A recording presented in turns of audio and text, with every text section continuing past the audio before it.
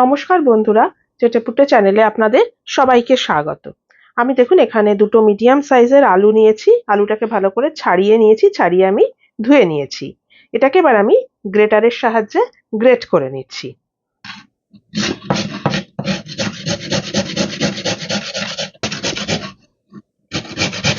Great করে এটাকে একটুখানি ধুয়ে আমি আপনাদেরকে দেখাচ্ছি। দেখুন আলুটাকে আমি ধুয়ে এরকম ভাবে জল ঝরিয়ে নিয়ে এসেছি।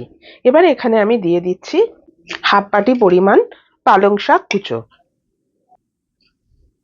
দিয়ে দিচ্ছি একটা ছোট সাইজের পেঁয়াজ কুচি, একটা ছোট টমেটো কুচি, একটা কাঁচা লঙ্কা আমি কুচি করে দিয়ে দিচ্ছি। এটা আপনারা স্বাদ বুঝে দেবেন। হাফ টিস্পুন দিয়ে দিলাম আদা রসুন বাটা, স্বাদ মতো দিয়ে দিচ্ছি নুন, বেশ কিছুটা পরিমাণ দিয়ে দিলাম ধনে পাতা কুচি, 1 টিস্পুন এখানে আমি দিয়ে দিচ্ছি গোটা ধনে।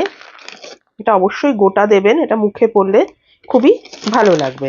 হাফ টিস্পুন জোয়ান আমি হাতের সাহায্যে একটু ডলে দিয়ে দিলাম। সামান্য কয়েক দানা একটু মিষ্টি দিয়ে দিলাম। দিয়ে দিচ্ছি 1 বাটি পরিমাণ বেসন। এখানে আপনারা শুধু বেসনও দিতে পারেন, চালের গুঁড়ো বেসন মিক্স করেও দিতে পারেন।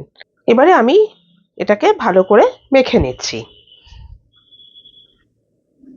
আলাদা করে আমি আর জল দিচ্ছি না। যদি মাখার সময় মনে হয় দরকার পড়বে তবেই জল দেব, তা না হলে জল দেওয়ার কোনো দরকার নেই।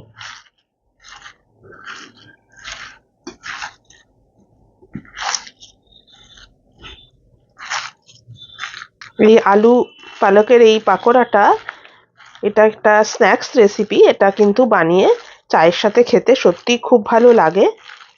এছাড়া শুধু শুধু খেতে তো ভালোও লাগে, টমেটো সস দিয়ে বা গ্রিন চাটনি দিয়ে, যেটা দিয়ে খুশি আপনারা এটা খেতে পারেন।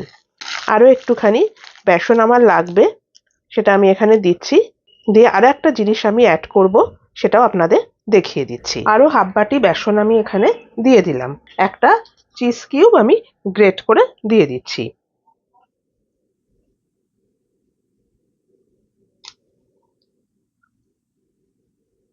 ভীষণ ভালো এটা খেতে হয়, এই চিজটা দেওয়ার জন্য ভীষণ ভালো লাগে খেতে। দেখুন এবার আমি আবার মেখে নিচ্ছি।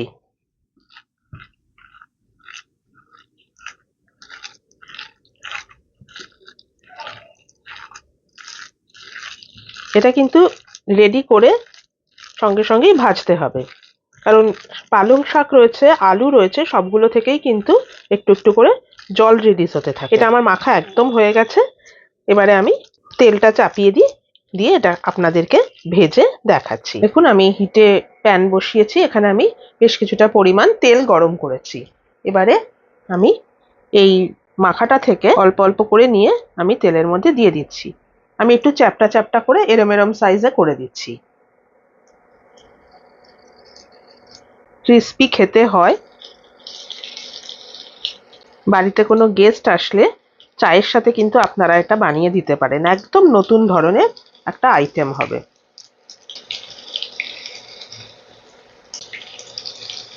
তাহলে বন্ধুরা, কেমন লাগলো আমার রেসিপিটা অবশ্যই কিন্তু আমাকে কমেন্ট করে জানাবেন। ফ্লেমটা মিডিয়ামে আছে, একদম প্রথমেই হাই হিট দিয়ে দেবেন না।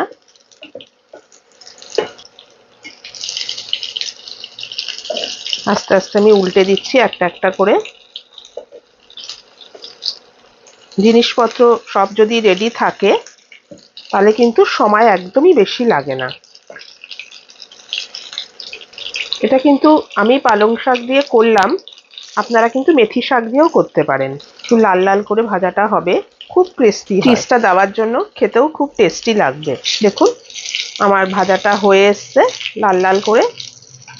এবার আমি তেল থেকে তুলে নিই, তারপর আপনাদেরকে আমি এটা সার্ভ করে দেখাচ্ছি। দেখুন বন্ধুরা, রেডি হয়ে গেল আমার আলু পালক পকোড়া রেসিপি। আমি এভাবে সার্ভ করলাম।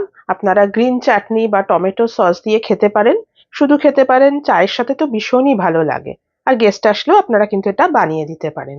তাহলে বন্ধুরা, আপনাদের যদি আমার এই রেসিপিটা পছন্দ হয়ে থাকে তাহলে প্লিজ আমার চ্যানেলটিকে সাবস্ক্রাইব করে একটা লাইক করে আমার পাশে থাকবেন। আর যদি ফেসবুক থেকে দেখেন আমার পেজটিকে কিন্তু ফলো করে নেবেন। আজ তাহলে চলি, আবার চলে আসবো অন্যদিন নতুন কোনো রেসিপি নিয়ে।